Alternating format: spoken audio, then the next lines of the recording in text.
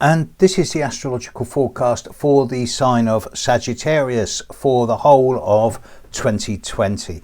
Now look, this is a generalized forecast. It's based on sun sign astrology, so it's not specific to anyone, but I will be giving some interesting birthdays.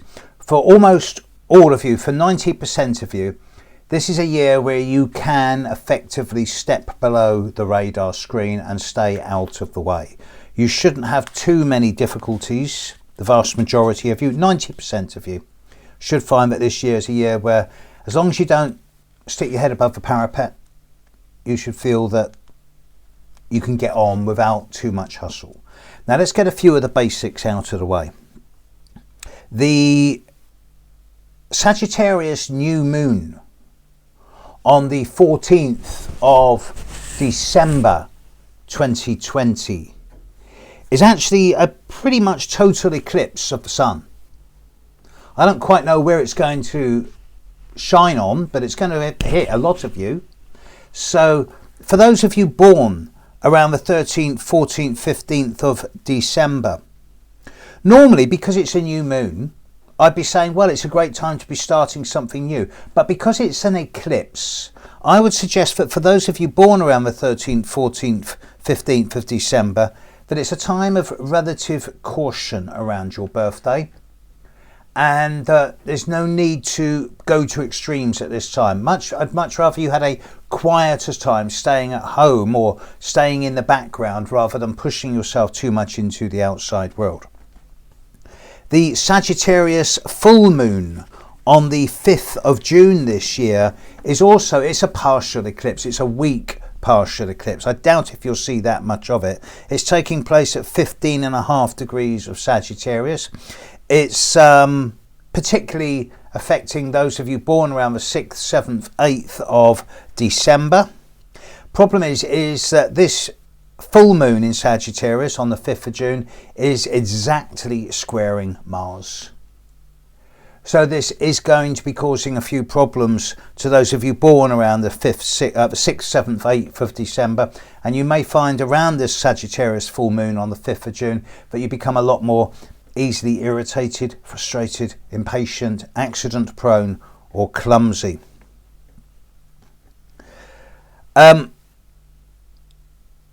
Both Mercury and Venus will be in Sagittarius at the end of the year, not at the start of the year, but at the end of the year. Mercury moves into Sagittarius on the 1st of December to the 20th, nearly 3 weeks. Venus will move into Sagittarius on the 15th of December and then stay there until the end of the year. So with that eclipse of the sun, that near total eclipse of the sun on the 14th of December, followed on the 15th of December by Venus moving into your sign, and with Mercury being in your sign at the time of that new moon eclipse on the 14th, it does seem that December seems to be one of the two most proactive times of 2020 at the day by day level, not the long term big picture, for day by day. The other time is right at the other end of 2020. It's at the start, when Mars will move into Sagittarius on the 3rd of January and then stay there until the 16th of February. During this time, it will pass on top of the sun of each and every one of you. And the earlier in Sagittarius you're born, then the earlier this will affect you, i.e. the first week, 10 days of January. The later in Sagittarius you're born, the more this won't affect you until mid-February, the second week of February. But all of you are going to go for a 3 or 4 day period between early January and mid-February when Mars passes on your sun, and you will find that you feel a lot more easily irritated, frustrated, impatient, irritable, and you could easily say or do something you might later regret, born of not just rashness but also clumsiness. Now let's look at the big picture, but this isn't going to take too long, and this is why I say that most of you can have a relatively comfortable year. Jupiter is in your next door sign of Capricorn all year. He's not touching you. Pluto is in your next door sign of Capricorn all year. not touching you. Uranus is in another one of the earth signs, Taurus, a sign that you have nothing in common with all year, not touching you. Great. Neptune's been playing silly buggers with those of you born around the 6th, 7th, 8th of 6th, 7th, 8th of December over this last year. There's been a lot of weariness and tiredness, a lot of dissolving and confusion.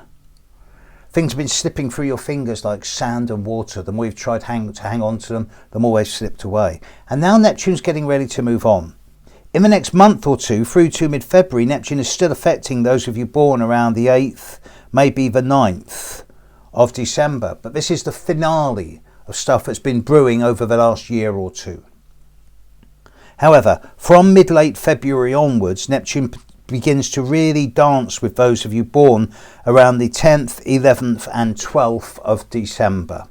And if you're one of these people, this is the 10% of you who is getting a bit of a difficult year. You're going to find that there's a lot of dissolving.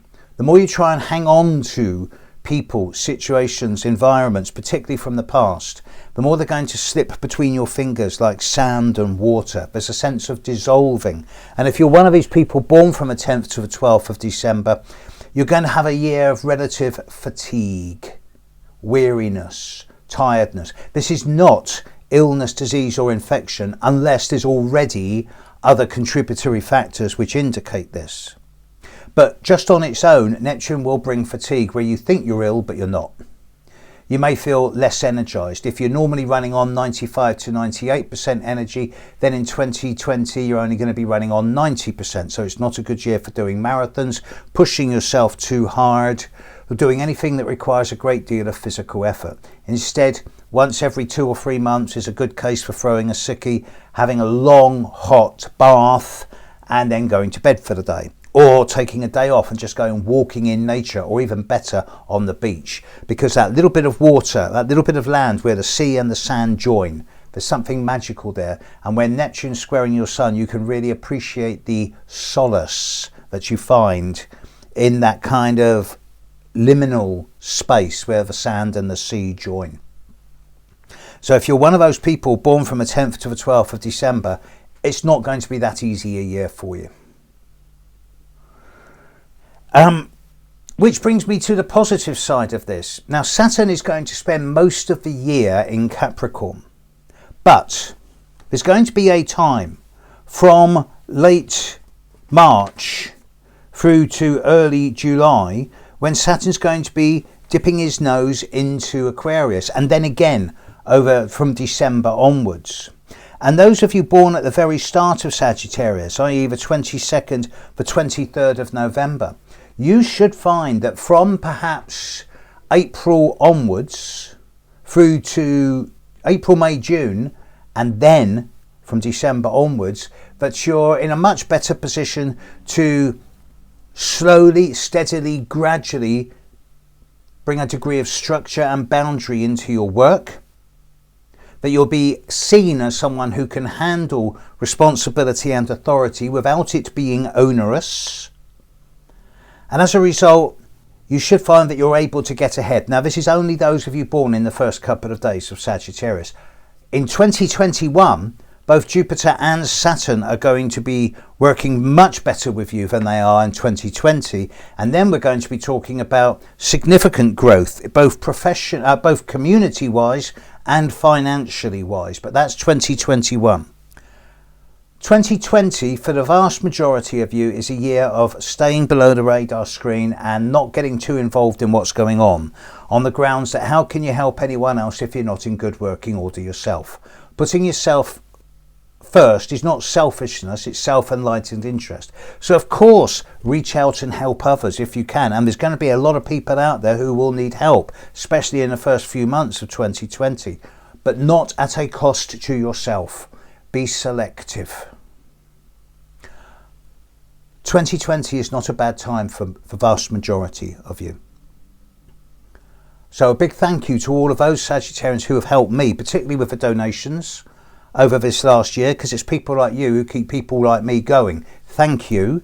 And but also those few of you who have really helped me with the gigs and the workshops and the lectures and the tours. That's been really good. So here's to 2020. Thanks, folks. Bye now.